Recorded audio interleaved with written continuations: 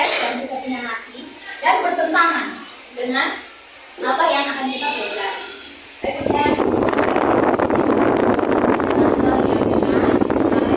yang sesuai dengan nilai di sekolah kita, nilai ilmu, nilai sesuai dengan nilai kebenaran. Jadi kita harus belajar dari sekarang. Untuk yang pertama, teman-teman, kita akan melakukan suatu kegiatan sederhana, namanya kegiatan cobalah buka. Jadi teman-teman cari pasangannya di samping kiri atau kanan, cari temannya. Sudah ada pasangan masing-masing? Sudah? Ada yang belum namanya. Oke. Salah seorang guru, satu di antara dua orang itu sudah pasangan, menggenggam sebuah barang berharga di dalam tangan. Contohnya pulpen. Saya sebagai orang pertama, saya yang genggam kuat-kuat. Siapa yang jadi orang pertama silahkan genggam yang sekuat mungkin. Sudah? Sekarang orang yang kedua coba buka, entah dengan rayuan, dengan gerakan apapun. Coba buka dan ambil barang berharga itu, dan orang pertama harus berusaha mempertahankan. Siap, oke. 1, 2, 3, silakan. Rayu dengan kata-kata boleh. Kelabui dia boleh. Supaya dia mau buka dan ambil.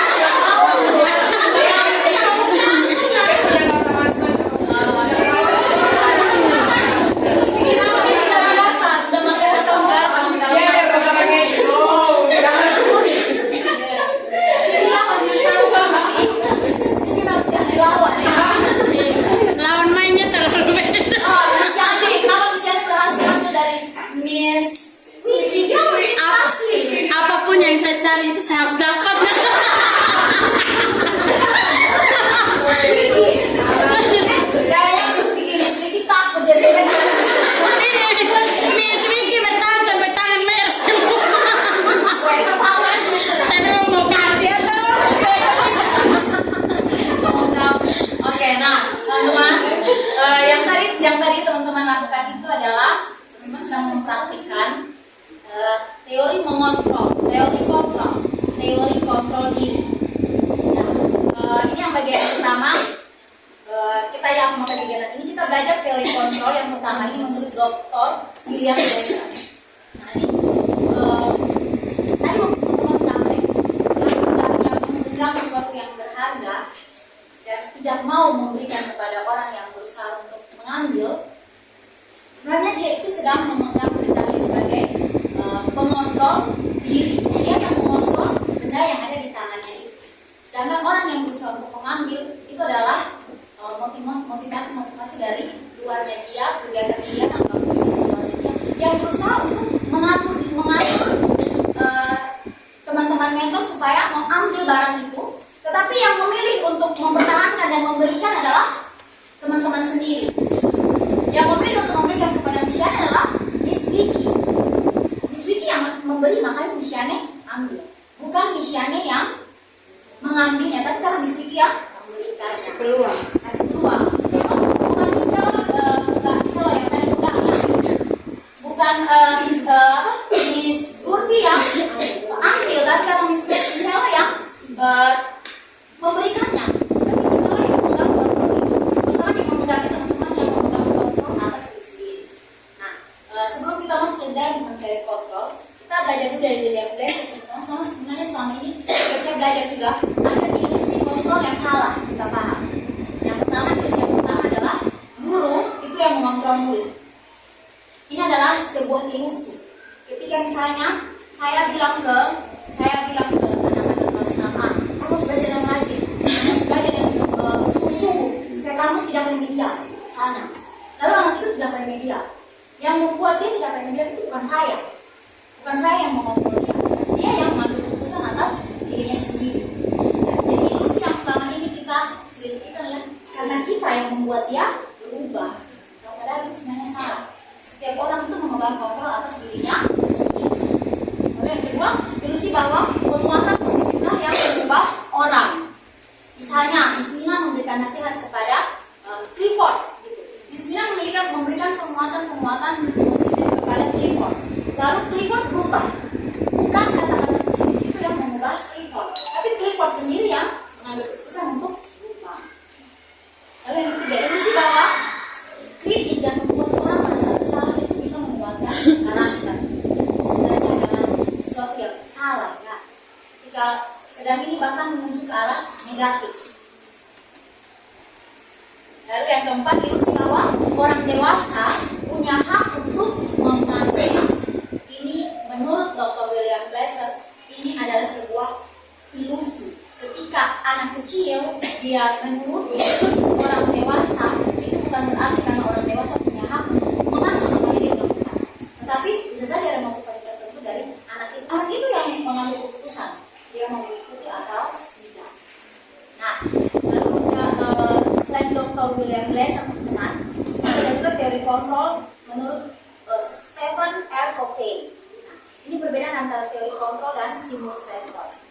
Kalau konsep stimulus respon, kebutuhan kita itu sama, kebutuhan saya dan Yesus sama.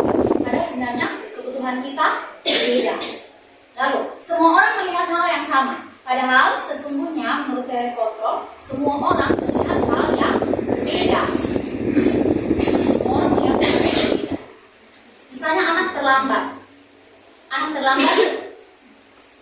Saya mendisiplinkan anak tersebut yang terlambat karena saya melihat bahwa dia itu melakukan kesalahan. Kamu salah. Jadi saya bilang sama anak itu, kamu salah, kamu melakukan kesalahan, kamu hari ini terlambat. Yang saya lihat adalah dia itu salah gitu. Dan saya memaksa sekali setuju dengan saya bahwa anak ini salah. Saya memaksa orang untuk sependapat atau sepandangan dengan saya itu adalah sesuatu yang salah. Karena tidak semua orang itu melihat hal yang sama dengan kita. Semua orang punya cara pandang yang beda. Lalu kalau stimulus respon kita mengubah orang berpandangan sama dengan kita. Padahal seharusnya adalah kita pahami pandangan orang lain. Lalu orang lain bisa kontrol saya bisa kontrol orang lain. Dan sesungguhnya adalah hanya saya yang bisa kontrol diri saya sendiri. Dan saya tidak bisa kontrol orang lain.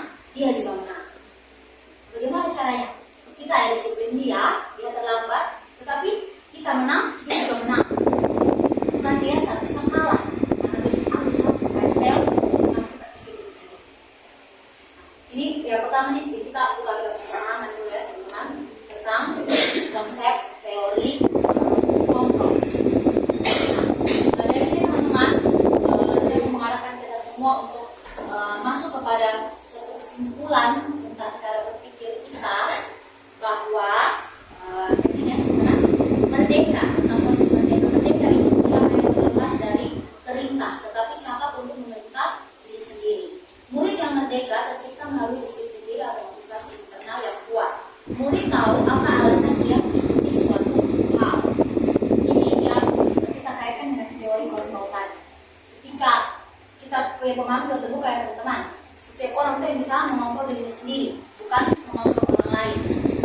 Maka kita sampai pada suatu orang kesimpulan bahwa jika orang lain berubah, dalam hal ini kita sebagai guru, kita menemukan anak murid kita mengalami perubahan, maka itu perubahan itu pada motivasi internal, motivasi dari dalam dirinya sendiri. Dengan motivasi internal maka akan tercipta murid yang merdeka. Merdeka artinya dia berubah bukan karena kita yang paksa atau kita yang bawa dia untuk mengalami perubahan, tapi karena motivasi dari dalam dirinya sendiri. Nah, lalu teman-teman apa sih manfaatnya, apa tujuannya? Kenapa murid atau setiap orang itu harus bisa punya kontrol diri atau punya motivasi intrinsik dari dalam dirinya? Tujuannya itu teman-teman adalah mencapai tujuan mulai dari kontrol diri sendiri adalah mencapai nilai kebajikan universal. Nilai kebajikan universal berlaku untuk seluruh kalangan tanpa ada saling membedakan. Tujuannya adalah mencapai nilai kebajikan universal. Nilai bagi anak Indonesia adalah terciptanya profil pelajar Pancasila. Pancasila kita akan belajar nilai-nilai diri, nilai-nilai kebajikan yang bersifat universal. Yang harapannya teman-teman, nilai-nilai ini bisa dihidupi oleh kita dan juga anak-anak, sehingga ketika dia mau mengalami perubahan karakter itu karena motivasi dari dalam dirinya didorong oleh nilai itu. Jadi nilai itu dimiliki oleh anak itu, dia mengalami perubahan karena didorong oleh nilai tersebut. Misalnya nilai disiplin, nilai kejujuran, nilai kebersihan, nilai ketulusan, nilai kebaikan, nilai toleransi, dan lain sebagainya. Kita akan belajar nilai-nilai yang bersifat universal, di mana nilai itulah yang ketika dimiliki oleh anak itu akan mendorong dia menjadi motivasi intrinsik, mendorong dia supaya dia mau mengalami perubahan. Oke. Nah, sampai sini teman-teman, kita lanjut ya. Jadi semua kita punya pemahaman sudah terbuka tentang kontrol diri yang seperti ini. Kita pikir bahwa kita nih bisa mengontrol orang lain. Saya juga dari ini saya pikir kalau misalnya orang-orang terdekat saya yang mengadukan, kadang mulai muncul rasa di dalam diri saya, itu karena saya kan begitu kan kadang itu karena saya yang buat dia begitu, makanya dia berubah. Itu sebenarnya cuma alat saja, cuma sarana. Yang memutuskan untuk berubah adalah dirinya sendiri. Motivasi intrinsik. Kenapa dia mau berubah? Karena ada nilai dalam dirinya yang sudah masuk nilai itu, sehingga nilai itu yang membuat dia termotivasi untuk mengalami perubahan. Di sini apakah bisa diterima oleh kita semua? Saya teman. Nah, ini terus terang, komitmen, prestasi, bertujuan, dengan rasa, bahwa percaya diri dan seterusnya, toleransi, percaya, berusaha, tegas, pengertian, rajin, berani, santun, kreatif, semangat, dermawan, harga diri, rendah hati, jujur, integritas, bahagia, adil, baik hati, setia, prinsip, sahaja, teratur, damai, dalam nilai-nilai kebajikan yang bersifat universal yang bisa dipakai oleh semua orang tanpa ada perbedaan suku, agama, dan semuanya pakai nilai-nilai. Teman-teman kita bisa lanjut ya. Sampai sini semoga bisa diterima dan sudah membuat kita punya pemahaman tentang teori kontrol diri dan motivasi intrinsik pada dorongan nilai-nilai kebajikan. Nah, tadi teman-teman, sampai di sini kita masuk kepada peran sebagai guru. Sebagai guru, ketika kita berhadapan dengan murid-murid kita setiap hari. Tentu setiap hari kita menemukan ada banyak kejadian atau peristiwa yang terjadi di kelas yang kita sebut sebagai masalah. Benar tidak? Setiap pagi kita muncul dari depan sampai kita pulang, pasti kita menemukan yang namanya masalah. Itu masalah guru maupun masalah murid. Kita bicara tentang orang dulu ya, bukan barang, tapi orang. Dengan sesama mentor, dengan ujian maupun murid dan teman. Kita akan belajar yang berikutnya.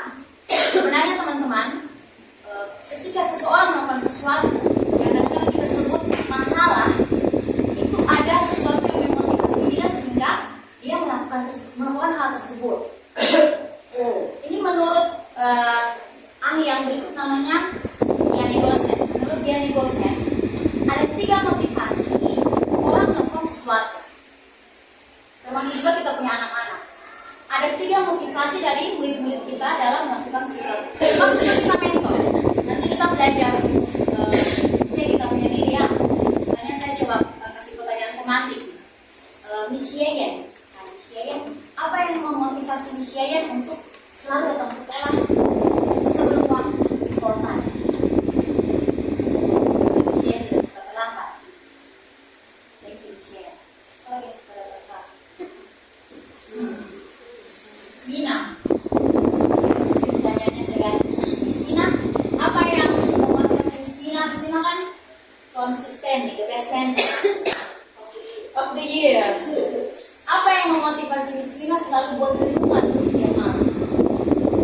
Apakah karena ini saya pancing sedikit deh. Apakah ini harus jujur nih?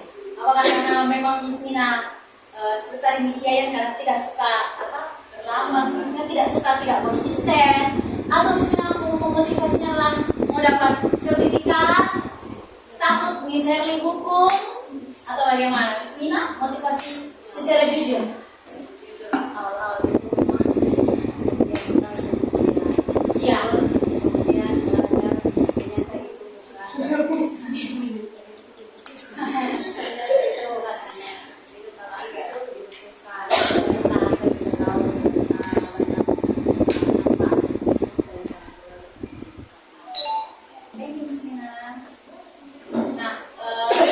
Teman yang lain,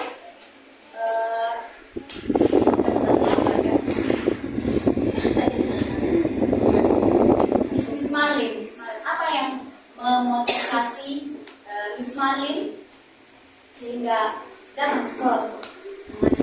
Apa motivasi hati Miss Marlin sesungguhnya? Tanggung jawab. Thank you, Miss Marlin. Bertanya dulu. Yes, Miss Marlin. Kita belajar mengajar orang lain ya. Tepuk salut. Salut.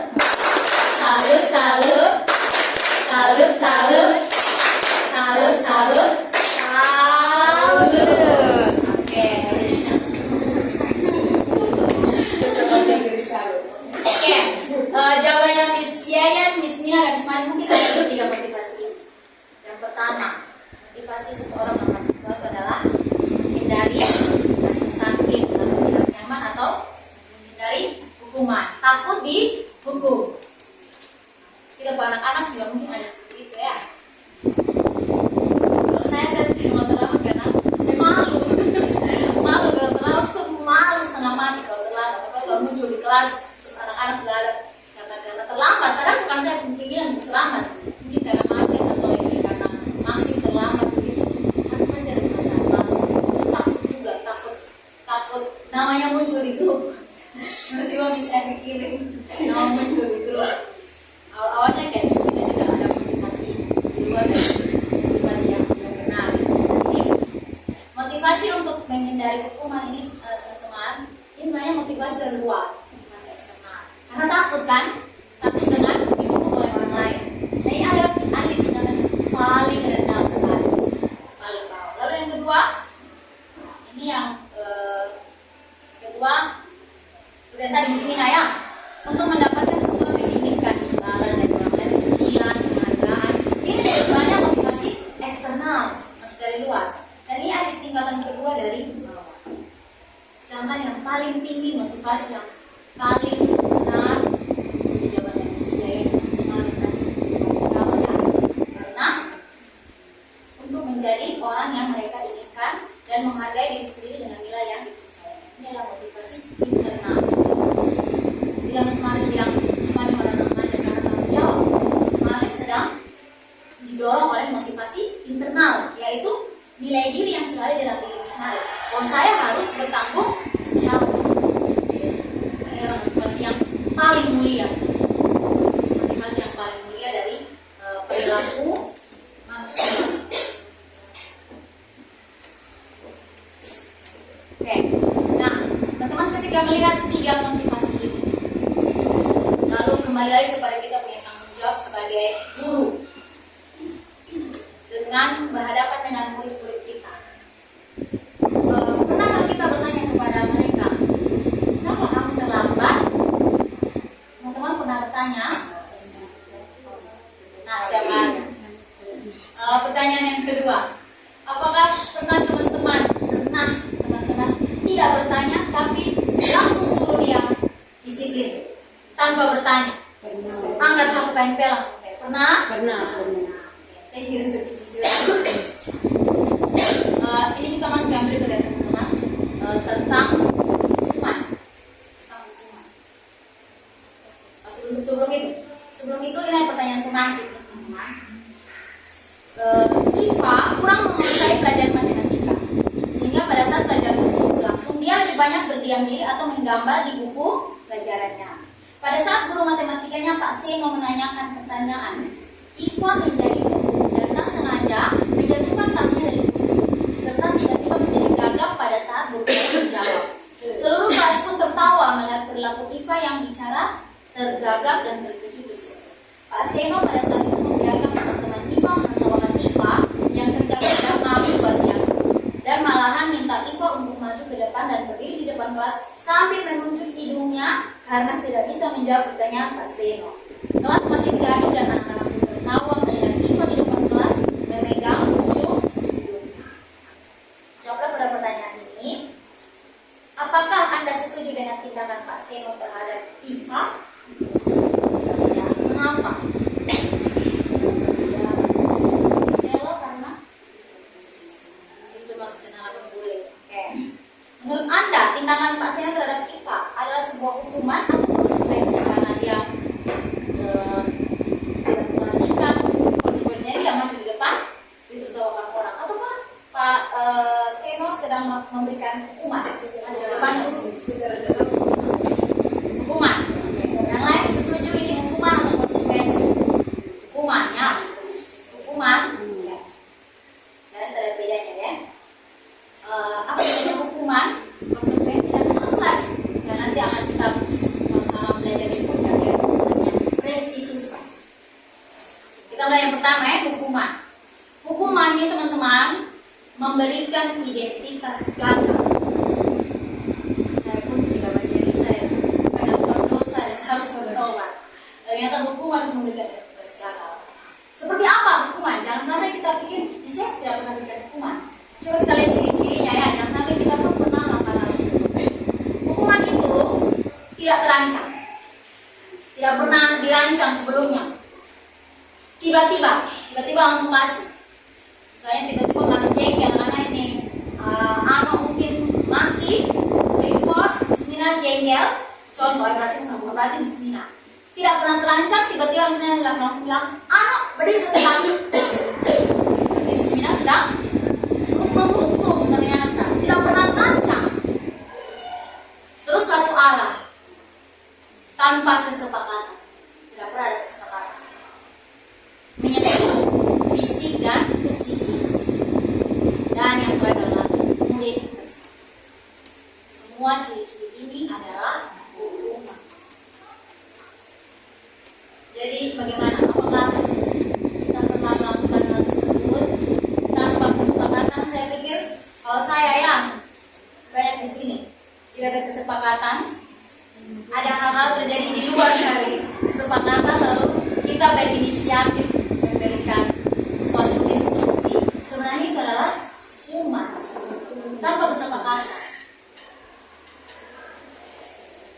dan ini memberikan identitas agama.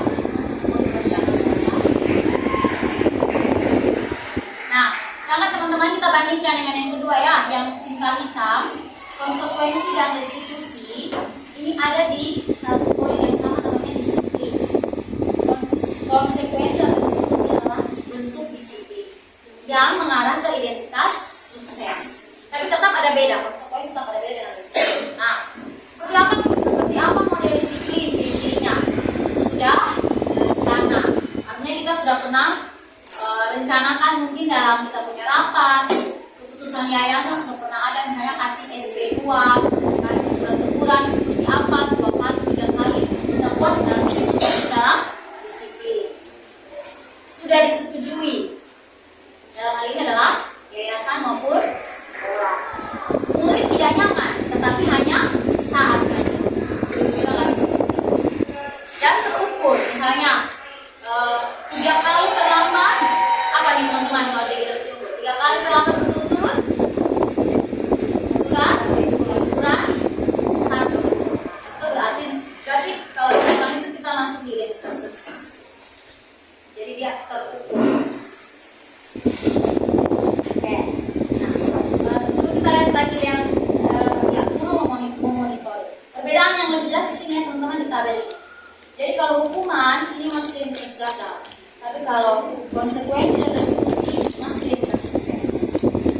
Tapi yang lebih disarankan adalah kita harus sampai hari ini lewat kita punya pertemuan hari teman-teman, kita harus sampai di sini, restitusi. Hukuman sesuatu yang menyakitkan, konsekuensi sesuatu harus terjadi. Restitusi merupakan pilihan. Kalau konsekuensi ini dia lebih ke bersifat netral. Kalau yang ini negatif. Kalau yang ini netral, kalau yang ini lebih ke arah positif. Ini juga benar, tapi dia belum mengarah ke positif. Ini masih di taraf netral saja. Nah, netral saja. Tidak nyaman untuk murid dalam jangka waktu yang panjang. Tidak nyaman untuk murid jangka waktu pendek. Dan kalau yang ini lebih menguatkan dalam jangka waktu yang panjang. Lalu yang kalau hukuman, korban mendapatkan keadilan. Saya kayak tadi Cliffordnya dapat keadilan, tapi anaknya tidak. Kalau konsekuensi, korbannya diabaikan. Kalau restitusi, korban mendapatkan ganti sampai seperti yang disebut pemulihan. Lalu yang hukuman, murid atau anak tersakiti, konsekuensi murid atau anak dibuat tidak nyaman. Kalau restitusi dia mendapatkan. Seperti apa restitusi itu nanti? Sebenarnya di game ini sudah lakukan teman-teman. Cuma mungkin namanya berbeda. Kalau menurut beberapa ahli lainnya namanya adalah restitusi.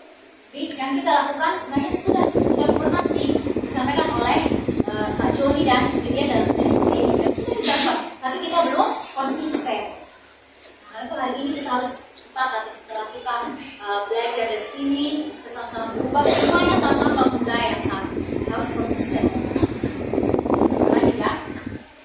Yang itu teman-teman, hukuman itu ternyata bukan dengan kita kayak salah terus kita suruh kerja fisik, melakukan kerja sosial. Sebenarnya kita kasih penghargaan itu menghukum. Saya juga kaget pas saya ini. Kasih penghargaan itu adalah hukuman. Ini menurut Alfikon. Mari kita lakukan protes dihukum oleh penghargaan. Kenapa Alfikon bilang kalau kasih penghargaan itu hukuman? Yang pertama, penghargaan itu menghancurkan potensi baik jangka pendek maupun jangka panjang. Karena menurut penelitian Alfikon, orang yang diberikan penghargaan dia akan merasa sudah puas dalam jangka waktu yang panjang. Mungkin dalam 1 atau 2 bulan tertentu, dalam jangka panjang belum akan puas. Yang kedua, orang akan bergantung pada penghargaan dan hilang motivasi internal. Misalnya, Miss Ira bilang, siapa yang jawab? Nanti Miss Ira kasih permen. Contoh. Yang jawab Miss Ira kasih permen, yang dikasih permen akan terus bergantung kepada Miss Ira. Miss Ira yang memotivasi dia untuk menjawab, itu permen yang memotivasi dia menjawab, bukan motivasi intrinsik dalam dirinya. Siapa yang menjawab benar? Miss kasih 100. Akhirnya dia bergantung pada penghargaan. Lalu merusak hubungan. Karena ketika ada yang dapat dan ada yang tidak dapat, akhirnya hubungannya hancur. Lalu kurangi ketepatan, menurunkan kualitas. Ini menurut penelitian teman-teman. Ini bisa kita sama-sama mungkin berdasarkan kita punya pengalaman seperti apa. Menurunkan kualitas menurut penelitian Altikon, orang yang diberikan penghargaan cenderung akan puas dan mengalami penurunan kualitas karena sudah mendapatkan apa yang dia inginkan. Nah, mematikan kreativitas. Lalu penghargaan sesungguhnya itu yang bagaimana? Jadi saya baca teman-teman, ternyata penghargaan sesungguhnya adalah misalnya contoh ya, ketika anak itu sudah bisa baca nih, buka buku, senang, apa yang sudah bisa baca? Dia senang, itu penghargaan. Itu dia senang, itu penghargaan sesungguhnya. Menurut paham loh? Sudah paham ya? Dan misalnya saya tadi tanya di Arya, Arya ini konsisten, Arya bawa semua, Arya punya konsistensi Arya, dia bisa bawa semua, dia cukup dia bawa semua. Terus saya tanya dari lagi dia punya perasaan, dia tidak bawa satu konsistensi. Tapi Arya bawa semua, apa yang Arya rasakan? Saya merasa nangis, saya tidak kasih apa-apa, tapi dia merasa senang, itulah penghargaan buat dia. Rasanya dia, jadi karena motivasi intrinsik bukan saya yang kasih dia sesuatu, tapi motivasinya dia. Kamu senang karena kamu penghargaan untuk kamu karena kamu sudah menjalankan nilai dirimu, yaitu nilai tanggung jawab. Contoh Arya. Ketika Arya jadi anak yang bertanggung jawab, itu adalah penghargaan Arya. Penghargaan Arya menjadi anak yang bertanggung jawab. Nah, mungkin yang ini yang tadi saya bilang di awal ya, mungkin akan ada pertentangan. Dan saya juga baca, saya ingat dalam sertifikat the best mentee. Apakah ini hukuman? Penghargaan dalam hukuman saya juga coba baca. Tapi ya, nanti kita bahas lah. Buat bersama-sama. Oke. Nah, sampai sini teman-teman masih bisa diterima. Semoga masih ya. Oke. Nah, dari teman-teman, kita sudah paham semua ini. Sekarang nih kita tadi sudah lihat motivasi prinsip nilai diri yang mendorong seseorang. Bagaimana supaya nilai diri ini dipelajari? Di dalam kita punya kelas sudah ada namanya kesepakatan kelas. Nah ya, kesepakatan kelas itu mirip seperti peraturan kelas. Jadi hari ini untuk membangun budaya positif, teman, kita harus supaya anak-anak termotivasi untuk melakukan sesuatu, maka kita harus menanamkan nilai itu kepada mereka melalui keyakinan kelas. Nah, keyakinan kelas itu teman-teman bukan berarti menghapus kita punya kesepakatan kelas. Keyakinan kelas memang bukan kesepakatan kelas, tapi bukan berarti menghapus ya, bukan berarti menghapus. Tetapi kita sedang mau menanamkan nilai yang positif dalam diri anak-anak supaya dia melakukan sesuatu karena dorongan nilai itu, motivasi intrinsik. Mengapa keyakinan kelas bukan kesepakatan kelas? Yang pertama, apa yang diyakini itu lebih memotivasi dari dalam, tergerak, tahu tujuan, arti, bukan sekedar takut melakukan sesuatu. Nah, itu keyakinan kelas. Sama-sama kita akan belajar buat dan harus buat. Nah, saya juga belajar cara buat keyakinan kelas. Sebenarnya dari kita punya kesepakatan kelas, tinggal kita jadi keyakinan.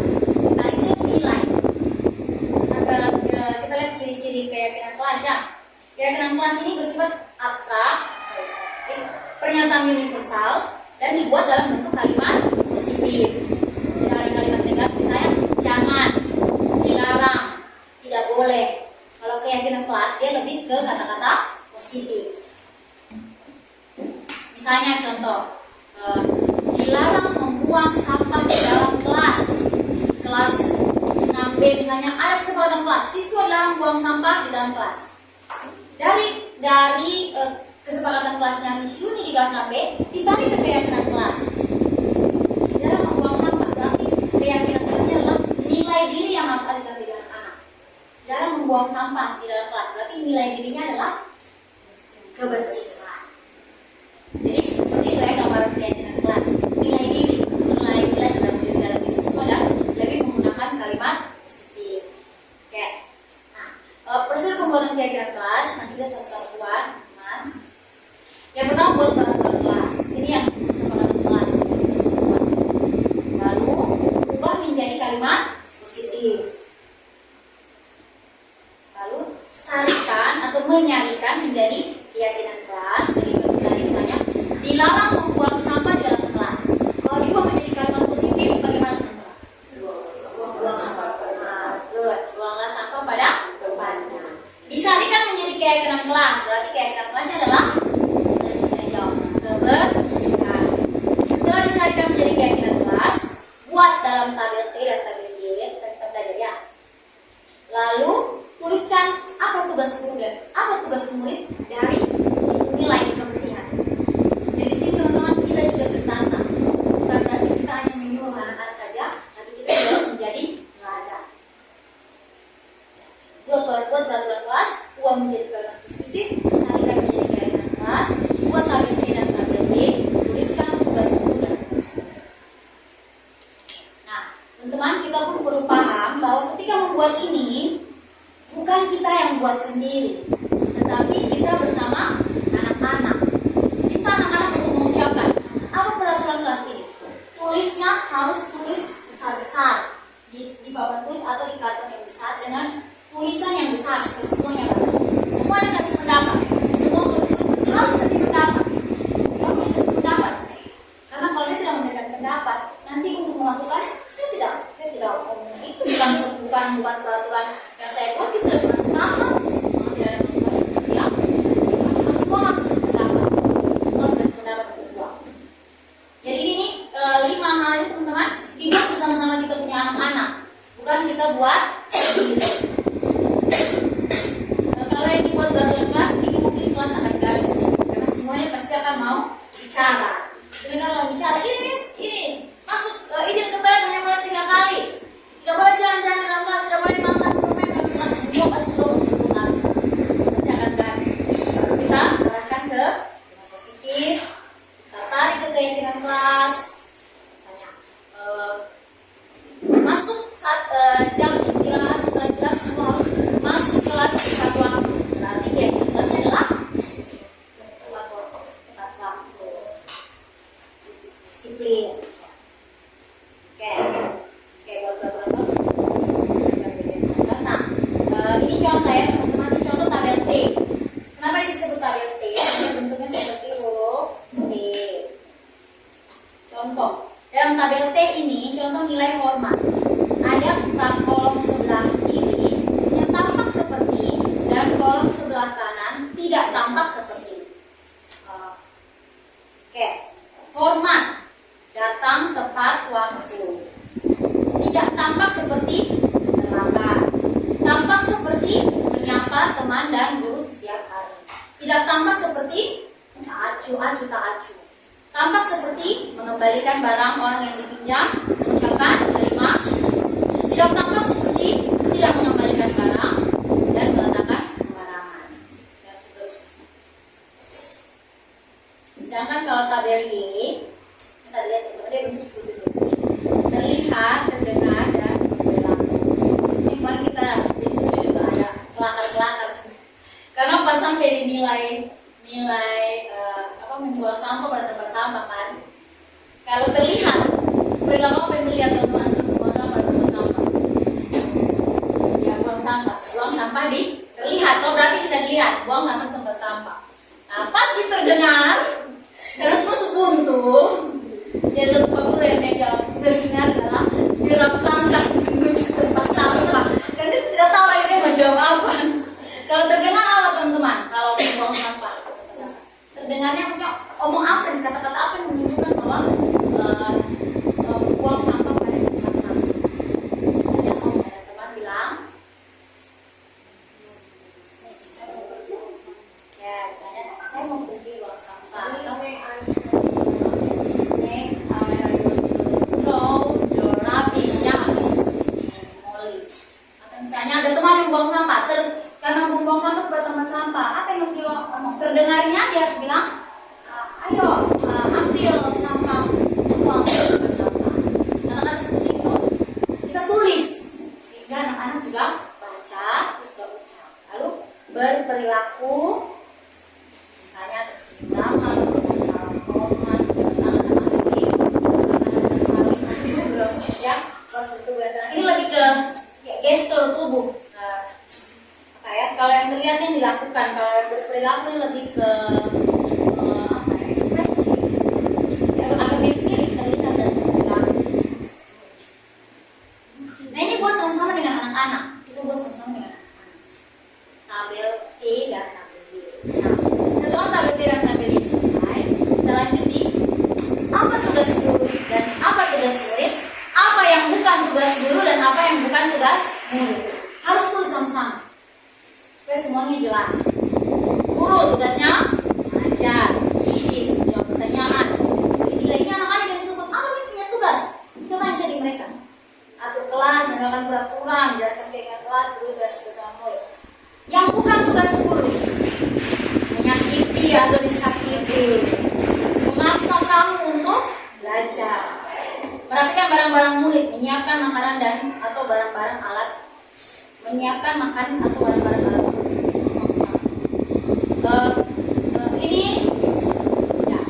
Ini lebih ke tugas-tugas ini ya, bukan diri sendiri yang buat, tapi anak-anak juga memberikan sumbang pendapat. Murid tugasnya belajar, coba masih lebih baik. Tanya jadi berapa peraturan, berapa kesehatan, bisa tugas kembali. Guru tugasnya bukan, ini murid kayaknya ya, karena ini murid berarti ini. Murid tugasnya bukan menyakiti diri sendiri, mengeluh, merusak barang-barang orang lain, melakukan. Murid tugasnya bukan melakukan tugas guru, ini murid ya, dan memutuskan untuk teman kamu. Misalnya kayak atur-atur teman. Ini kita tidak harus itu seperti ini, kita sesuaikan yang kita punya kelas masing-masing. Oke. Setelah tabel Y, tabel T, terus tugas guru, tugas murid, dan dari kelas kita akan melakukan kita buat rekaman. Kita pakai stiker notes tuh, gitu benar, gitu berwarna. Dan semuanya baca. Jadi semua apapun yang kita lakukan di kelas, semua dilakukan di kelas, tidak secara tiba-tiba dan tidak semua berpedoman pada apa yang kita disepakati bersama. Dan motivasinya motivasi intrinsik, bukan motivasi ekstrinsik atau eksternal. Oke, dengan teman-teman sampai di sini bisa. Sekarang kita langsung yang terakhir ya. Yang tadi kita masih ada belum bahas restitusi. Belum sampai restitusi. Sebelum sampai restitusi teman-teman, ini contoh kegiatan kelas ya. Sebelum masuk restitusi, kita masuk di kebutuhan dulu. Kenapa kita harus bayar kebutuhan ini teman-teman? Supaya nanti saat restitusi teman-teman, yang tadi saya bilang, ketika kita punya anak murid itu bermasalah, kita panggil dia dan tanya. Kita harus paham juga kebutuhan manusia, kebutuhan dasar manusia. Anak setiap orang melakukan sesuatu pasti ada alasannya. Semua orang di dunia ini melakukan sesuatu pasti ada alasan. Kayak Pak Yotang. Saya marah, Pak Yotang kenapa Pak Yotang tidur? Mungkin Pak Yotang sakit, kan bisa alasan. Karena Pak Yotang dari malam kurang tidur, harus ditanyakan. Paham? Kalau anak berbuat kesalahan, guru sebaiknya cari tahu alasan dia berbuat begitu agar mengetahui kebutuhan apa yang sedang dia penuhi. Misalnya cari perhatian dan lain-lain. Bermain sekarang cari perhatiannya. Ya. Ada 5 kebutuhan dasar manusia teman-teman. Kira-kira untuk teman-teman kebutuhan paling utama manusia satu apa?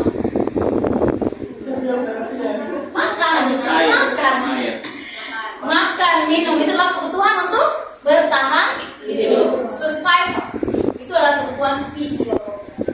Makan, minum, tidur, apa? Bernapas, buang air, itu kebutuhan loh. Ya, misalnya anak ke toilet terlalu lama, kelamaan. Kita tanya kebutuhan dia, itu kebutuhan dia. sistem pencernaan manusia. Dia sudah memenuhi kebutuhannya gitu. Kebutuhan yang kedua kira-kira apa coba? Semakin apa? Semakin butuh apa? Uang. Kebutuhan yang kedua merasa wow. Coba semua tepuk love, bentuk love, tepuk love. 1, 2, 3, 4, 5, 6, 7, 8, 9, 10, tepuk love. Berikanlah love.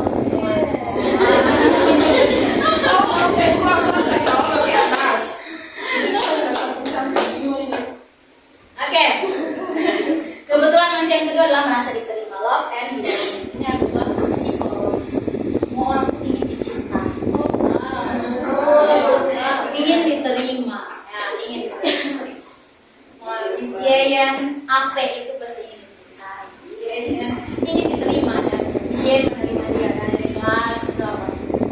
Itu kebutuhannya. Kebutuhan setiap orang. Yang ketiga adalah semua orang butuh kebebasan, freedom. Kebutuhan akan pilihan. Orang tidak mau tertinggal ya. Dan kita bangsa Indonesia merdeka toh. Jangan sampai kita yang tidak memerdekakan orang lain. Saya tidak memerdekakan istri, suami, pacar.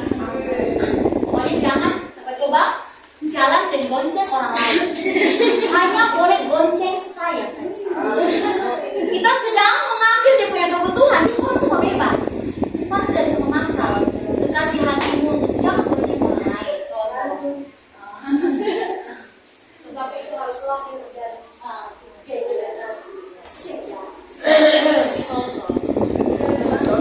kebutuhan yang keempat adalah kesenangan. Betul tidak? Semua butuh kesenangan tidak?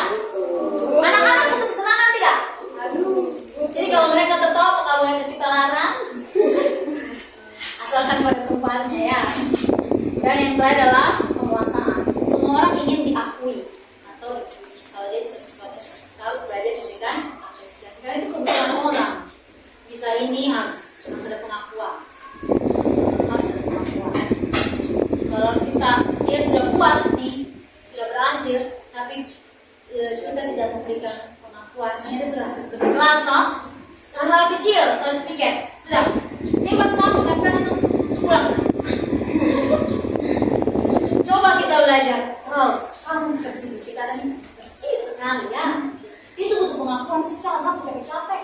Walaupun mungkin membersihkan. Kita kadang miskin apresiasi. Terima kasih hari ini sudah tahu ke kelas. Kok benar bersih sekali. Nanti lain kali disuruh-suruh juga pel ya. Dan sudah kadang-kadang saya jadi simpan tahu kan dia pulang ke sana sampai tidak bersih, tidak lurus. Saya itu pelaku semua ya. Nah, teman-teman dengan memahami 5 kebutuhan dasar manusia, maka kita mulai paham sudah pasti orang melakukan A karena tidak terpenuhinya B. 5 kebutuhan. Dia melakukan sesuatu pasti karena ada alasan. Contoh. Saya kasih contoh ya. Tadi soal 5 kebutuhan. Tentang Dinda. Dinda ini adalah murid di sebuah kelas. Dinda ada beberapa pengeluhan. Dari pengeluhan Dinda ini, ada kebutuhan Dinda yang tidak terpenuhi. Yang pertama, Dinda bilang begini, ibu guru bilang, aku tidak boleh bersenandung sewaktu mengerjakan tugas. Katanya kelas terus tenang, tidak ada suara. Kan gak seru jadinya. Dinda tuh butuh apa? Freedom. Ada yang semangat, ada yang kebebasan. Dinda butuh kesenangan. Dia kan nyanyi toh, ada yang nyanyi orang senang. Nah, sampai beraturan. Diam, kelas tidak boleh ribut.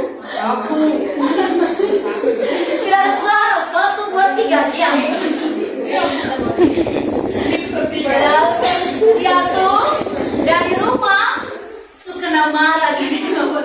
Sampai sekolah kita merebut dia punya kebutuhan. Yang Yang kedua, Dinda bilang begini. Kita tahu ya. Dinda bilang begini. Ibu guru hari ini, kata yang saya. Ini selalu tidak menyapa aku hari ini. Padahal kan aku pakai jepit rambut baru. Betul apa? Dia betul apa? Saya merasa diterima. Yang ketiga, Lina bilang gini, aku bosen, malas belajarnya cuma gitu aja, dengerin ibu guru aja. Dengar terus. Padahal ini anaknya mungkin mau keluar, mau nah, dia butuh kebebasan. Yang terakhir, Lina bilang gini, aku sebel, gambarku tidak rapi, malah ibu guru nunjukin ke teman-temanku di depan kelas.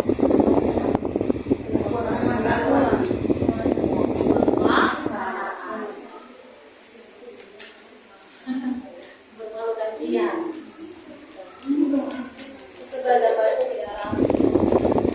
Walaupun dia gambar tidak rapi, seharusnya kita tidak boleh mempermalukan dia. Mungkin dia punya kemampuan di bidang yang lain.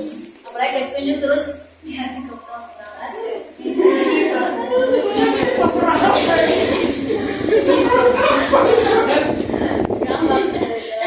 Karena tidak semua orang tuh bisa gambar, tidak semua orang tuh bisa menari, tidak semua orang tuh bisa menyanyi, semua tidak bisa suara. Kalau sudah ada yang tersadar akan salah dan dosa. Oke, sekarang saya TSM. Mentor-mentor juga pasti punya kebutuhan, benar tidak? Dari kisah hari ini akan terbukti Miss Angel tuh butuh apa? Miss Molly itu butuh apa? Saya pernah isi dan hasil tesnya adalah saya itu adalah orang yang butuh kesenangan. Ternyata. Mari kita jalan-jalan. Coba isi ya. Ini hasil isi yang sejujur ya. Jangan tulis ke sana.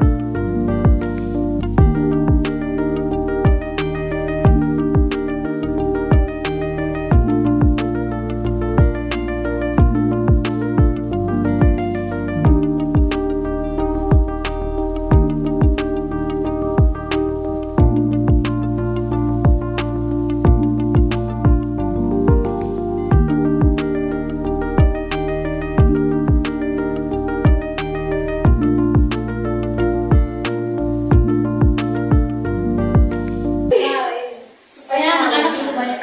Mentor-mentor butuh apa? Ada yang butuh sayang yang terima jawabannya Miss Angel. Ada yang paling nilai paling tinggi adalah penguasaan.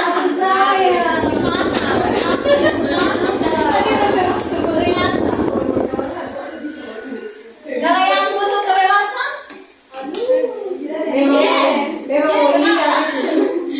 apa ya, siapa yang mau nikah? Yang butuh tidak bebas. Mas yang paling baik, yang butuh kesenangan. Banyak. Mari kita healing.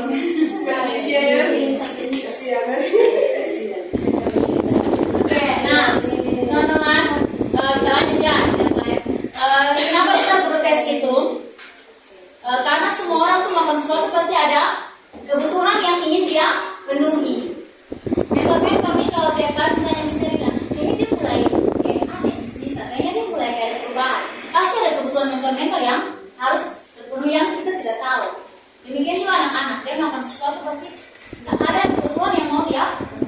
Nah, karena itu kita harus menangani dengan cara yang tepat. Itu yang tadi saya bilang dengan restitusi. Untuk memahami restitusi teman-teman, kita perlu menyadari bahwa ternyata ada 5 posisi kontrol manusia. Yang pertama sebagai guru, ini guru penghukum. Yang kedua guru pembuat rasa bersalah. Yang ketiga guru sebagai teman. Yang keempat guru sebagai pemantau dan yang kelima guru sebagai manajer. Oke, untuk lebih memahaminya kita nonton ya, supaya tahu bedanya. Yang pertama guru penghukum. Yang kedua guru pembuat rasa bersalah. Yang ketiga guru sebagai teman. Yang keempat guru sebagai pemantau. Yang kelima guru sebagai manajer. Nonton ya, coba jaringannya baca.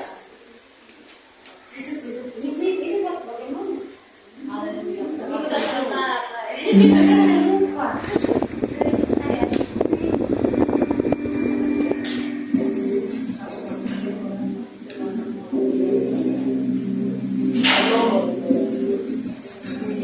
Kita lihat kita ada di posisi yang mana. Sini kamu. Aduh. Selalu terlambat. Kamu deh pasti terlambat. Aku, saya, Apa? Apa coba? Alasan kamu apa lagi? Kapan sih kamu tidak terlambat? Malas sekali ya kamu jadi anak. saya, Dasar pemalas. Gak kapok-kapok sih kamu. Sudah berapa kali terlambat? Sana, kamu keliling lapangan basket 2 kali. kenapa saya harus keliling lapangan basket, Bu? Kenapa? Kamu melawan ibu? Berani-beraninya jawab. Sudah terlambat, masih berani jawab pula. Sekarang, keliling lapangan basket 5 kali sekalian. Biar kapok. Cepat. Pergi sana ke lapangan basket. Posisi penghukum biasanya berbicara dengan nada tinggi, menghardik, menunjuk-nunjuk, menyakiti, dan menyindir. Hukuman bisa berupa fisik maupun psikis. Ibu dan bapak guru hebat. Dampak yang terjadi pada murid ketika guru berada pada posisi penghukum adalah murid cenderung akan memberontak, bahkan menyimpan dendam. Yang kedua ya, membuat rasa bersalah. Kasus yang sama. Kita lihatnya beda ya. Orang yang sama. Membuat rasa bersalah. Naren!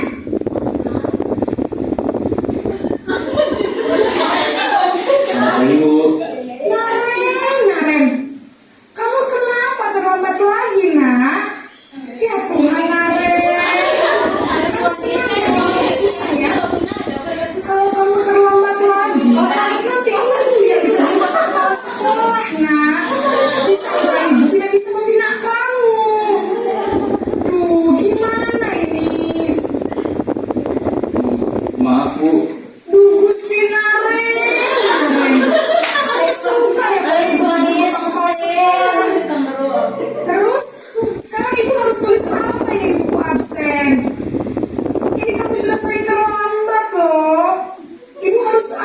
coba? Maaf Bu, maaf sekali. Ya sudah, lain kali jangan bikin ibu susah lagi ya nak ya.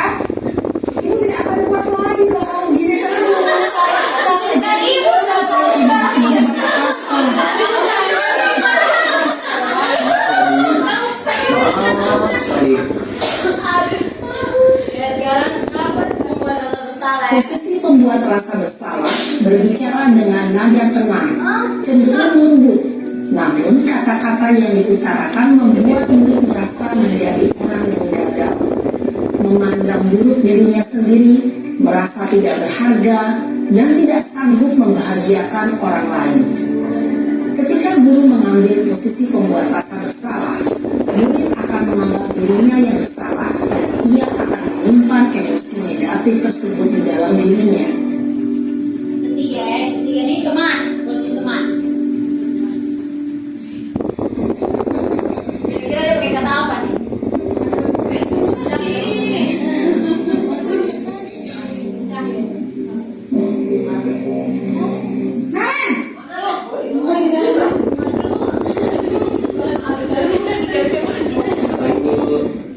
Wah, sudah jam berapa ini nak? Terlambat lagi ya sayang.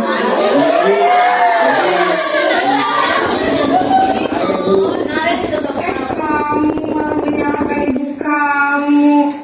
Kamu bukannya anak yang larinya paling kencang. Kok terlambat sih? Iya Bu, saya memang terlambat banget tadi. Jadi biarpun saya lari kencang, tetap gak kekejar Bu. Ya sudah sana. Nanti lain kali larinya lebih kencang lagi ya. Biar gak terlambat lagi. Bikin seneng ibu. Demi ibu. Bisa kan? Bisa Bu. Ya sudah sana masuk kelas. Ibu beresin urusan absen kamu. Kamu ini ada-ada saja. Dalam posisi teman, guru berbicara dengan nada suara ramah, akrab, cenderung bersenda gurau untuk menjaga suasana tetap santai. Murid akan merasa senang, aman, dan akrab dengan guru. Identitas yang tercipta adalah identitas sukses atau berhasil. Namun, perlu diingat, karena ini masih dorongan eksternal, maka ada faktor ketergantungan dari murid kepada orang tertentu. Di sini guru aksennya, sehingga di lain waktu murid bisa berperilaku baik, namun hanya kepada orang-orang tertentu saja. Dia menyatakan kepada guru. Sekarang posisi pemantau.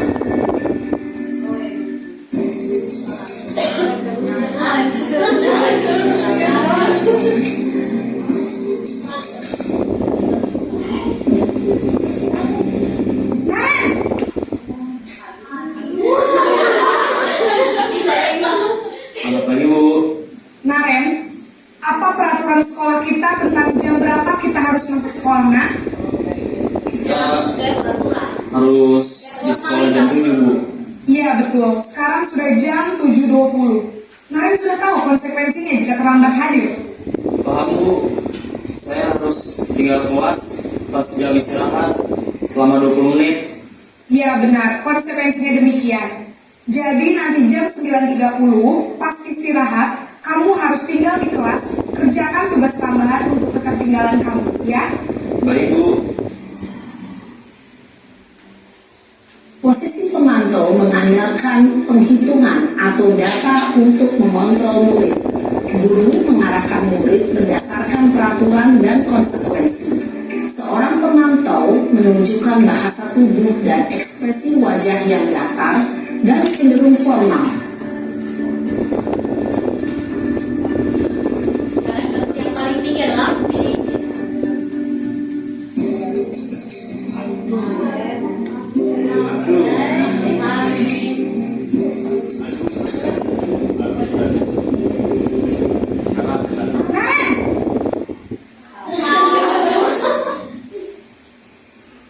Selamat pagi Bu. Selamat pagi Naren. Maaf Bu, saya terlambat.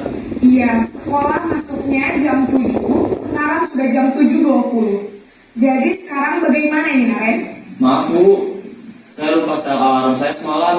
Baiklah, menurut kamu, keyakinan sekolah yang mana yang perlu kamu tingkatkan? Menghargai diri sendiri dan orang lain mungkin ya Bu. Setuju. Jadi, apakah Naren meyakini prinsip saling menghormati tersebut? Iya Bu, saya meyakininya. Apakah Naren bersedia memperbaiki masalah keterlambatan ini? Bersedia Bu. Bagaimana kamu akan perbaiki masalah keterlambatan ini? Saya akan coba untuk tidak lupa menyetel alarm saya Bu. Baik, kalau Naren lupa menyetel alarm di rumah, ada orang yang kira-kira bisa bantu mengingatkan tidak? Ada Bu, kakak saya, Kak Ema. Ada lagi selain Kak Emma? Selain Kak Ema, ada ibu saya. Baik, jadi yang mengingatkan Naren adalah Kak Emma dan ibu kamu ya? Kira-kira akan mulai setel alarm kapan nih Naren? Setelah pulang sekolah, akan segera saya lakukan. Baik, jadi Naren akan setel alarm untuk bangun besok pagi dan akan diingatkan oleh kakak dan ibunda Naren ya. Ada lagi yang mungkin perlu dilakukan Naren agar tidak terlambat bangun lagi? Tidak ada Bu. Baik Naren, terima kasih untuk kerjasama kamu. Sekarang kamu perlu kembali ke kelas untuk belajar.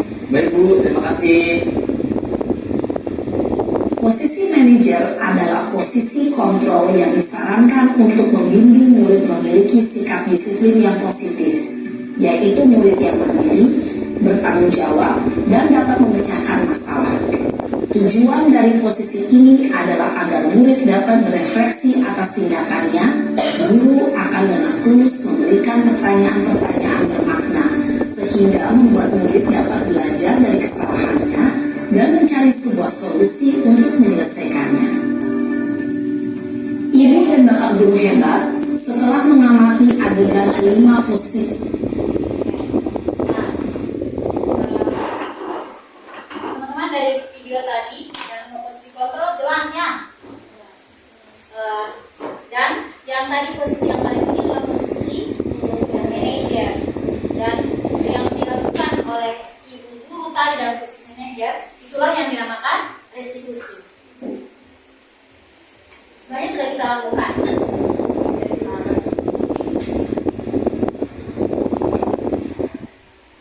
Adakah yang di posisi penghukum nomor 1?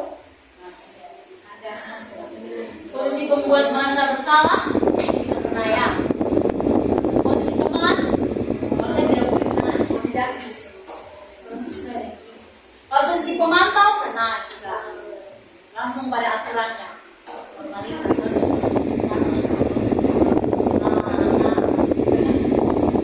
Karena sebenarnya saya kalau tidak sayangnya waktu masuk di sini, saya tidak tahu itu di training atau bagaimana ya.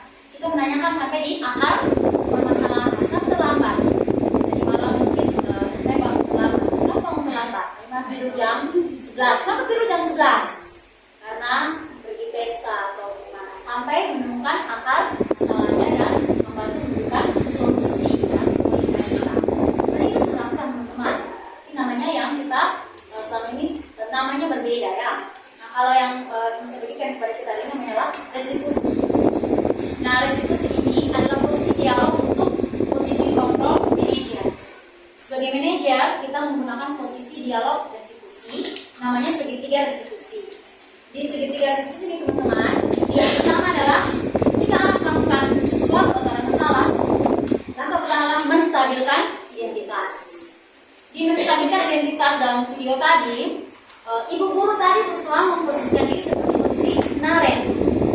Di menstabilkan identitas teman-teman, ketika ada anak-anak kita yang membuat kesalahan, ketika kita panggil dia, kita perlu sampaikan kepada anak itu, Miss panggil kamu ke sini bukan mencari siapa yang benar dan siapa yang salah. Dan kamu perlu paham bahwa semua orang pernah melakukan kesalahan. Kamu pernah melakukan kesalahan, Miss juga pernah melakukan kesalahan. Kita harus bilang begitu. Sehingga anak diri stabil kembali. Dia tidak jadi rasa tertuduh. Jadi dia habis pukul orang, kita panggil dia. Miss panggil kamu ke sini bukan untuk mencari siapa yang benar dan siapa yang salah. Semua orang pernah melakukan kesalahan. Miss juga pernah melakukan kesalahan. Dan Miss paham posisi kamu. Kasih stabil dulu. Supaya dia jangan yang emosinya turun, yang sudah sedih, merasa ditolak, takut gemetaran karena mungkin kita panggil, kamu dipanggil, saya yang anak sudah gemetaran.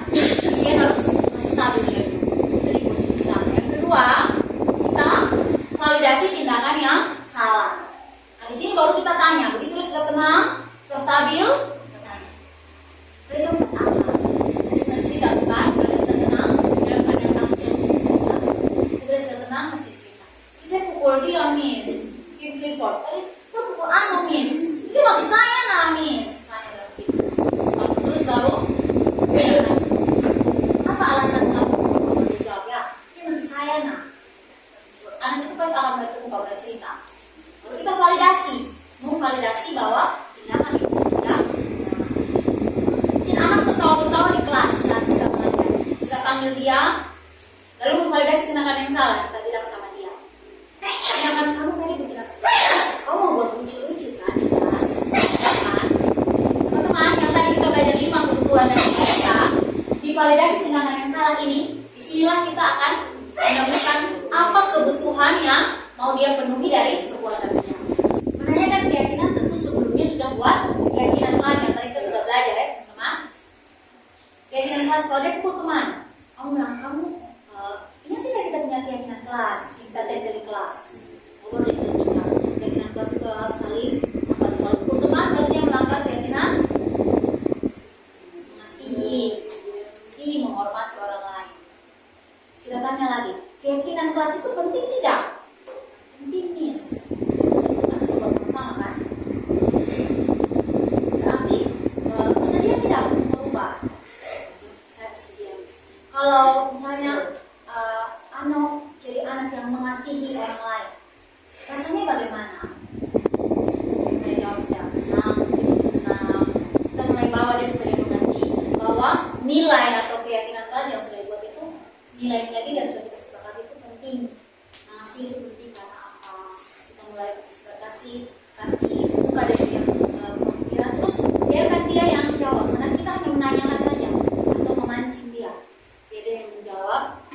Dan supaya timbul, ingat kita punya pembuka tadi adalah motivasi intrinsik. Jadi dia yang termotivasi, saya harus mengasih.